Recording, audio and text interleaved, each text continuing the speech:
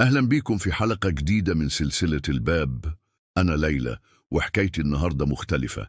في ليلة من الليالي اللي ما بتخلصش سمعت صوت بيناديني، صوت غريب بس حقيقي، مش مجرد صدى في خيالي. كنت واقفة قدام الباب في القبو، عيني محمرة من قلة النوم، لما فجأة النور قطع. الصمت غطى المكان والظلام بقى أعمق من أي وقت. الصوت جه تاني، همس ناعم بيقول اسمي: ليلى افتحي، انت المفتاح. رجلي اتحركت غصب عني وإيدي مدت للسلسلة. الباب انفتح، وورا الباب شفت حاجة ما كنتش المفروض أشوفها. كائن مش من عالمنا، ظل حي بيتنفس، عينيه حمراء بتلمع في الضلمة. قال لي جوه دماغي: أخيرا وصلتي، وانت اللي فتحتي البوابة، يبقى لازم تكملي. صحيت على سريري، قلبي بيدق جامد. كان حلم، بس التراب على رجلي والعلامة في إيدي، نفس العلامة اللي على الباب، كانوا حقيقيين.